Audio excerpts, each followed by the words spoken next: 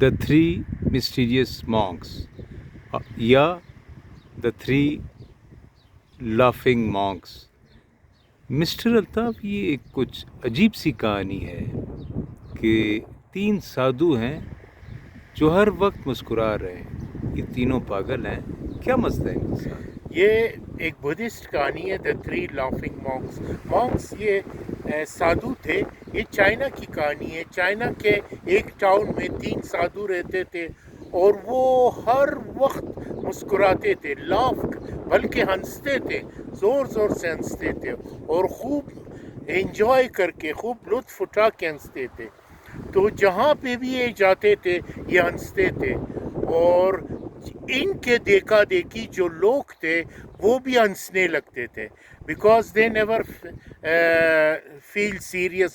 ان کے چہرے میں کبھی سیریسنس، کبھی ایسے وہ کانشیسنس نہیں آتے تھے، انہیپی. یہ تو جہاں جہاں جاتے تھے، جس چوک میں یہ 3 جو وہ ہے یعنی وہ monks، کوئی ایزیٹیشن محسوس نہیں کوئی کرتے ایسی تھے. چیز ہنستے رہتے تھے. اور اس ہنسی سے سارے لوگ بڑے انجوائے کرتے تھے. ان کے بھی چہرے پہ ایک فریشنس آ جاتی، وہ بھی اپنے دکھ اور درد کو بھول جاتے تھے لوگ، اور ہنسنے لگتے تھے ان کے ساتھ ساتھ. تو یہ شہر ٹو شہر ٹریول کرتے رہتے تھے یہ 3 لافنگ مانک. ایک دن کیا ہوا کہ یہ بظاہر بہت خوبصورت سمپل کہانی ہے کہ ان کے پاس کوئی اور کام نہیں تھا، خالی ہنستے رہتے تھے. لیکن ایک دن ٹرن یہ ہوا کہ ان مانکس میں سے ایک مر گیا بیچارہ. جب وہ مر گیا تو لوگ جب آئے دیکھے کہ اس کے ایک ساتھی مر گئے، انہوں نے کہا کہ اب تو آج تو ان پر غم ٹوٹے گرے ہوں گے، اور واقعی اب آج یہ نہیں ہنسیں گے. لیکن جب لوگوں کی حیرانگی، جب لوگوں نے دیکھا کہ یہ اب اس کے ساتھی کی لاش پڑی ہوئی اور یہ ہنس رہے، پھر بھی ہنس رہے، تو لوگوں سے رہا نہیں گیا. انہوں نے کہا کہ یہ آپ کیوں ہنس رہے؟ یہ تو آپ کا دوست ہے، دوست کے بچھڑنے کا آپ کو دکھ نہیں ہوا ہے؟ آپ کو تو رونا چاہیے. وہ پھر انہوں نے کہا، ہنستے ہنستے کہا کہ ہم اس لیے ہنس رہے کہ ہم نے ایک شرط رکھی تھی کہ جو سب سے پہلے مر جائے گا وہ شرط جیت جائے گا، اور ہم اب اس لیے ہنس رہے کہ ہم نے وہ شرط ہار گئی اور یہ ہم سے پہلے مر گیا. اور اس نے پھر لوگوں نے اس کو جب دفنانے کے لیے لی تو اس نے کہا مجھے اسی کپڑے میں رکھو، اور میں نے ہمیشہ میں صاف ستھرا رہا ہوں، میں نے کبھی بھی میلا نہیں ہوا ہوں، میں صاف رہا ہوں. یعنی نہ من سے ہوا ہوں نہ جسم سے ہوا. ہاں، تو میں اندر اور باہر سے صاف ہوں. تو اس کو اسی لباس میں پھر اس کو جب وہ تو دفناتے نہیں تھے، جلا دیتے تھے. جب جلانے کے لیے اس کو لے گیا تو وہ جب اس کو جلانے لگا تو اس کے کپڑوں کے اندر سے پٹاخیوں کی آواز ایسے نکلتے رہے. پھر ویسے یہ بدستور اس کے جو دوست تھے ہنس رہے تھے، اور اس نے جاتے جاتے مرنے سے قبل بھی اپنے کپڑوں کے اندر پٹاخی چھپائے ہوئے تھے، تاکہ اگر میں مر بھی جاؤں اور جب مجھے جلائے گا لوگ تو اس میری چتا سے وہ ایسے پٹاخیوں کی آوازیں نکلے اور لوگ اس وقت یعنی بھی تاکہ اس انجوائے وقت بھی غم کا تاثر نہ پھیلے، بلکہ جی لوگ مسکراتے رہے، ہنستے رہیں. جی. تو وہ اس وقت بھی جب پٹاخی کی آوازیں نکلنے لگے تو لوگ اس کے ساتھی ہنستے رہے، اور لوگ بھی حیران تھے، وہ بھی ہنسنے لگا.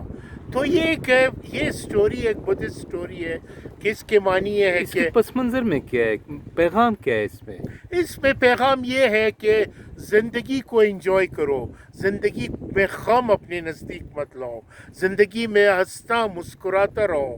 جب آپ ہنسو گے تو آپ کا امپریشن دوسروں پر بھی پڑے گا، وہ بھی اپنے دکھ درد بھول جائے گا.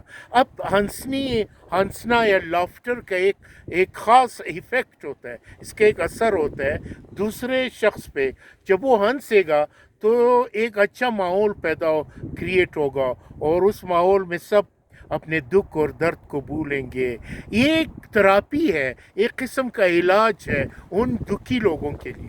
کیا اس میں یوٹوپین ٹچ نہیں ہے کہ ایسا معاشرہ میں بنانا چاہیے جس میں تمام لوگ ہر وقت خوش ہوں؟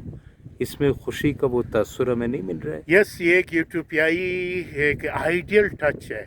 دین کیونکہ انسان, کوئی بھی انسان اس طرح نہیں, کم یا زیادہ لوگ تو غمگین ہوتے رہے ہیں, وہ ڈیپینڈ کرتا ہے. لیکن آج تک جو بھی انسان پیدا ہوتا ہے, جب وہ آتے ہی دنیا میں رونے لگتا ہے, پھر جب وہ بھوک لگتا ہے, جب وہ پین میں ہوتا ہے, جب وہ درد میں, اور وہ انسان رنجیدہ ہوتا ہے, انسان کے پیارے بچھڑ جاتا ہے وہ رنجیدہ ہوتا ہے, انسان کی کوئی چیز جب نیا ملتا ہے وہ رنجیدہ ہوتا ہے.